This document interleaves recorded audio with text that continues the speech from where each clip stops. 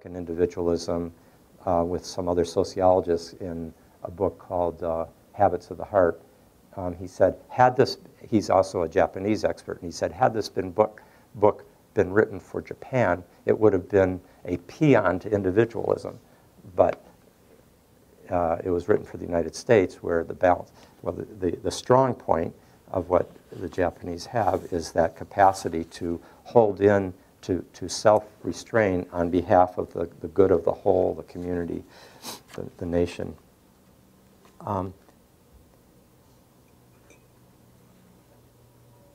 Those customers more than 200 miles south of the earthquake's epicenter are still grappling with this effect of this computerized systems. The banks have crashed under the strain of so many people trying to send, that is, the computerized systems for the banks have crashed under the strain of so many people trying to send money to relatives and friends in stricken areas. So that's the electrical computer Uranus crashing. Saturn, Uranus. That is, the Japanese are bracing for further losses. The confirmed death toll was 3,676 on Tuesday, with another 7,500 people reported missing.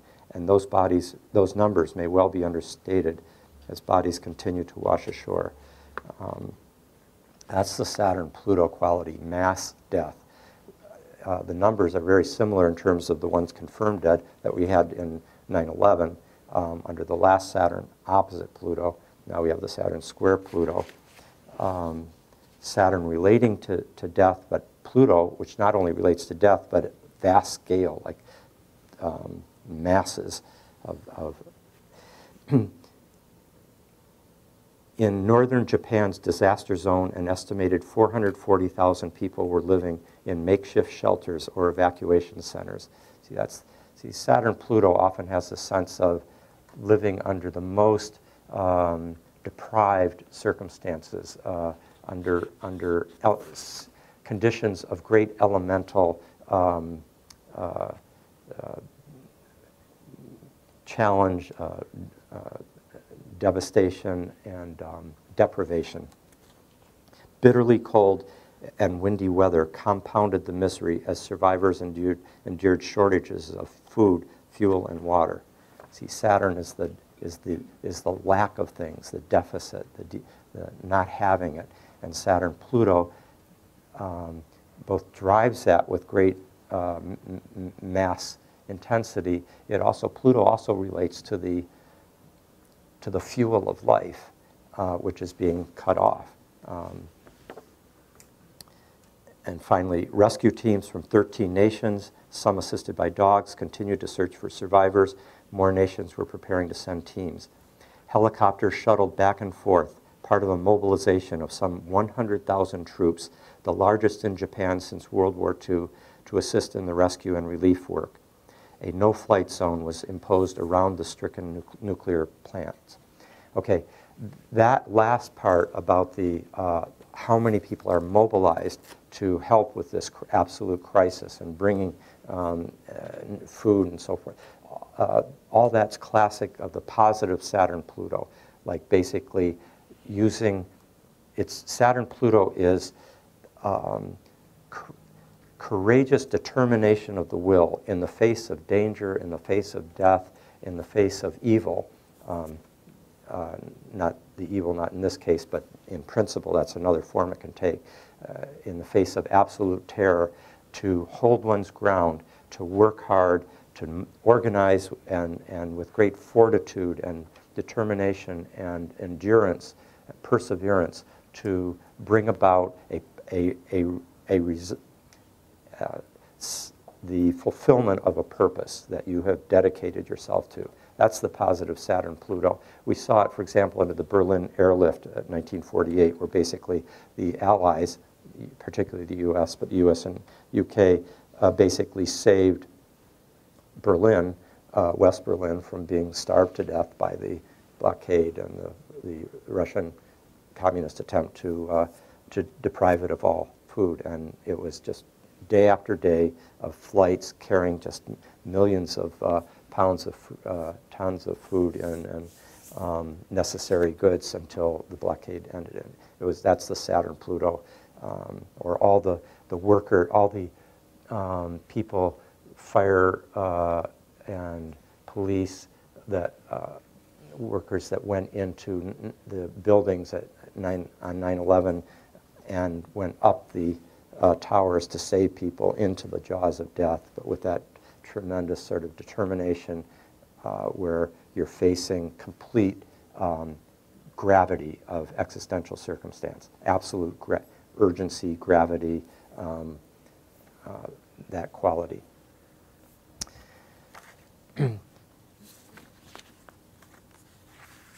So we can see in just this year, we've had all three major energy sources for humans, for modern civilization, have had huge catastrophes in these last 12 months.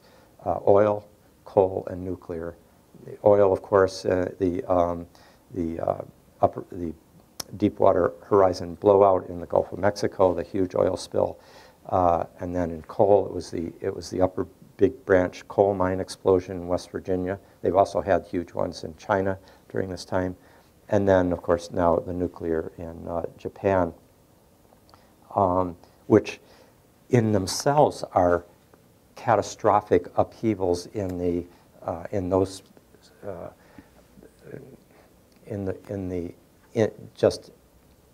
their unique as events, but they're symptoms of a larger absolute kind of reconfiguration of how modern civilization is going to sustain itself, what kind of energy sources we're going to use, what is our modus vivendi.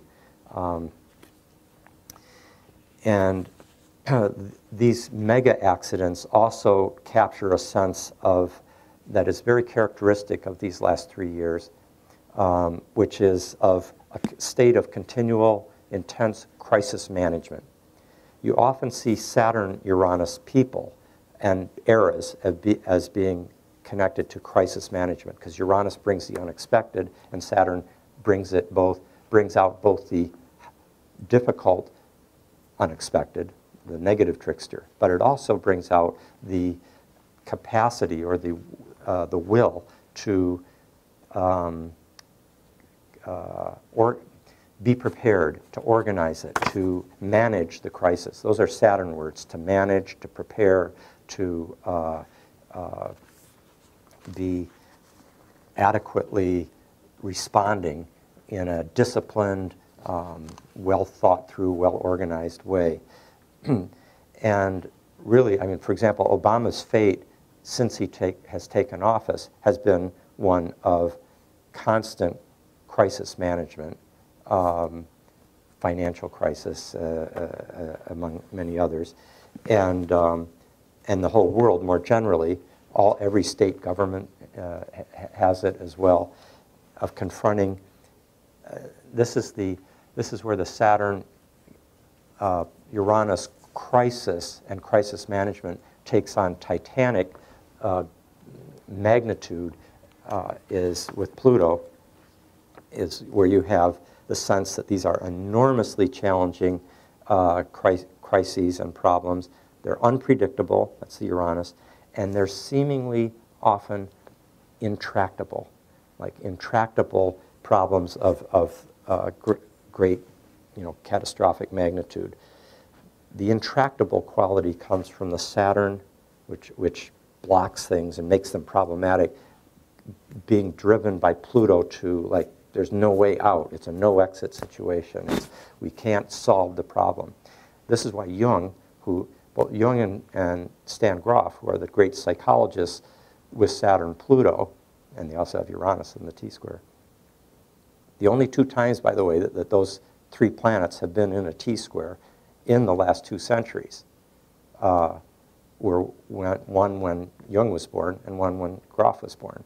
And their psychologies basically are carrying this insight that it is the willingness to encounter a situation, and sometimes you don't even have to be willing, you just encounter it, a a situation of an absolutely intractable problem, a crisis that is often involved with a polarized tension of opposites, and that by holding that tension of opposites fully enough, with no apparent light at the end of the tunnel, no fix-it mindset, that one can have this experience of what Jung calls the transcendent third, open up, and basically an unexpected synthesis of opposites, a coincidence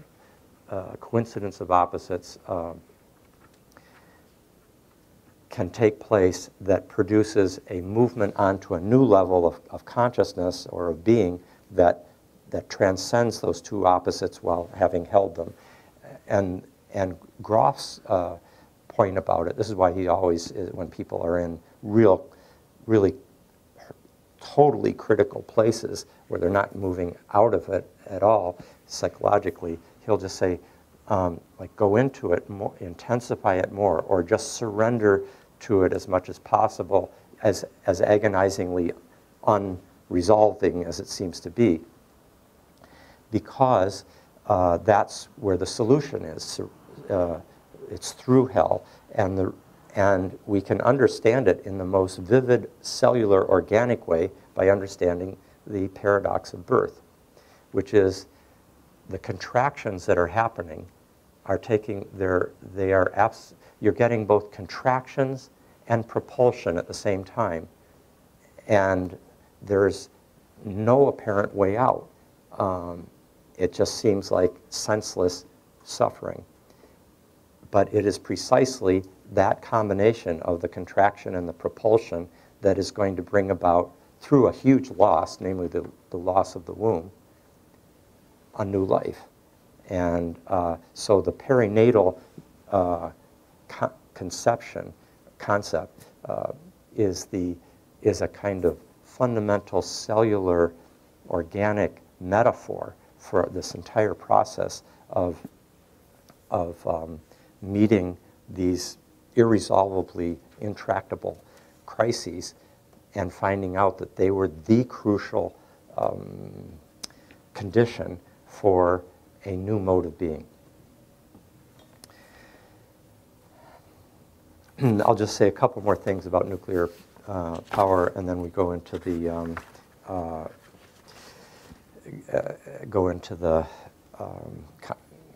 comic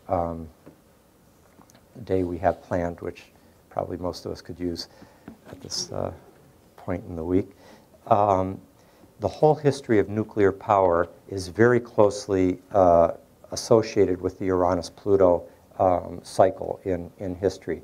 In fact, all sources of mass energy that have driven modern industrial civilization emerged under the Uranus-Pluto cycle.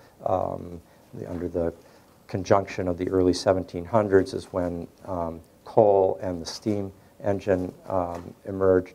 Under the next conjunction is when oil came in, and under the 100 years ago, when the Uranus-Pluto opposition happened, that's when